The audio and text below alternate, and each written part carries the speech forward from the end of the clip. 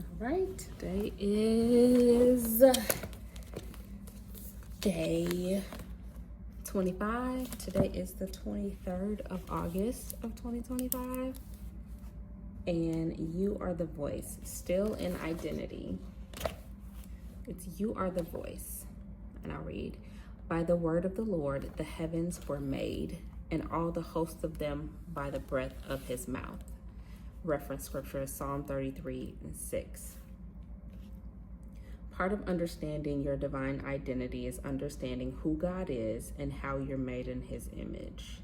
We don't know what God physically looks like, but we do know what he sounds like. Think about how this all started. God spoke and said, let there be light, and there was light. Genesis 1:3. God is Father, God is teacher, but I think we often forget how God is first and foremost creator. Come on, not a magician that snapped his fingers and said, give me some humans.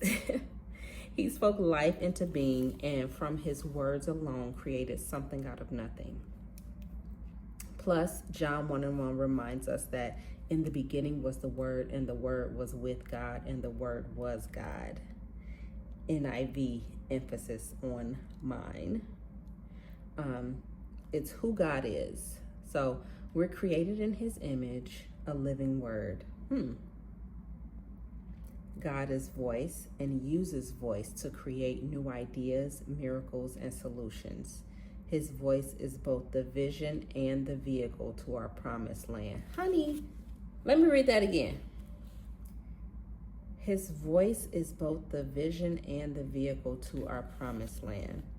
Again, we're created in his image here too. When we use our voice as an extension of God's voice, we create the way God creates. To that end, you don't just have a voice, you are a voice. It's central to your identity. Your voice is the larger message that your life and beliefs are naturally meant to convey. Your voice unlocks the greater purpose and possibility in others.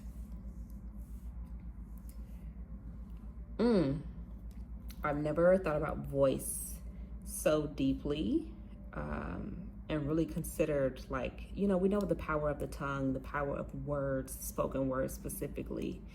But I think my emphasis has been the power on what they can do versus what I can create with those words. Like, watch your mouth, you know what I mean? Or be careful what you wish for, be careful what you speak, but also like speak it. On the other side, I think I've probably been thought about the power of voice and tongue in the reactive sense most often than like the creation, proactive, like not looking for a rescue, speaking healing and those kinds of things. But that's an interesting perspective on that. By the word of the Lord, the heavens were made, and all the hosts of them by the breath of his body. Okay.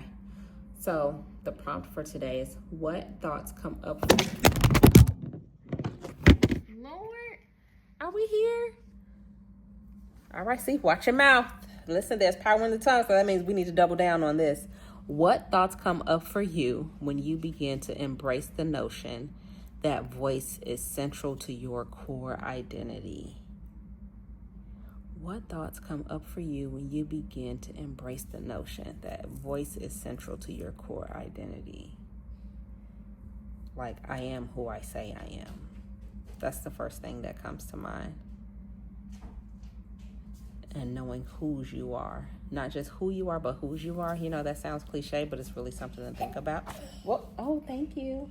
I appreciate that. So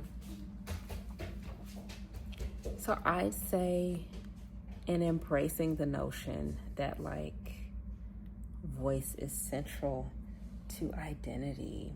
That's so interesting because I have felt like I was struggling with my voice, but a part of even here says your voice is the larger message that your life and beliefs are naturally meant to convey. So it goes also to the point of like, yes, love. Yeah, we can share something when he gets back. Give me 2 minutes. Okay? All right. for me, what comes up initially is the fact that I've felt like I was struggling with my voice, but does that mean also thank you so much. Good job. Thank you for being a good listener. That voice and identity are so closely intertwined. And I think for me, I'm in this space of transition, finishing grad school, turning 40, and just figuring out what life will look like in this next chapter. But what I'm really focused on and what it will feel like. Like, I've done enough of what I've done for the last umpteen years, transparently, specifically with career. Something that I shared, and I'll share it with you, is that I struggled with the last 20 years of my life. I've been a student for so long, and I've been in healthcare, and so protocols and structure and those kinds of things have always been like kind of dictated for me in a sense, and I hadn't had to be a creator, even when we think about research, and it's like thinking like a researcher, but in academia, for the longest time, it always had to be backed by evidence. So not even what does my voice say? What is my opinion? It's what does the literature say?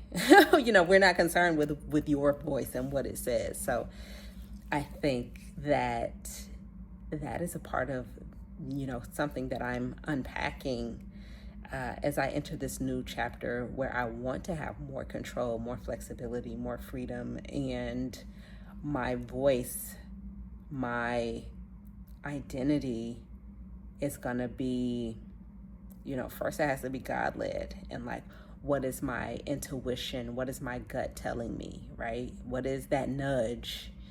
What is that intuition, and allowing that intuition to speak, because she's been suppressed and just didn't have the room or flexibility in my life for her to, do her thing. So yeah, lots to think about. The prayer for today, which I'll share, is, Lord, thank you for making me in your image and gifting me with the power to speak life. I long to create as an extension of your hands and heart. Guide my words. Show me how to declare the message and mission of my life fearlessly. Yeah, I think, again, for me, thinking about my voice as an extension of God, like as an extension of him working through us, right? Like, yes, he's doing a work in me, but what work is he trying to do through me? And making sure that's a part of probably why making sure your voice is authentic and it is who you are, because he wants to use you, right? He wants to use me, not my representative, not the person you're mimicking. I don't know if you've heard that, like, he can't bless who you pretend to be. So this is just a really powerful reflection to make. So I'll go back to Psalm 33 and then I'll unpack this a little bit for myself. But yeah, so all right, here we are, girl, unpacking it. Okay, identity.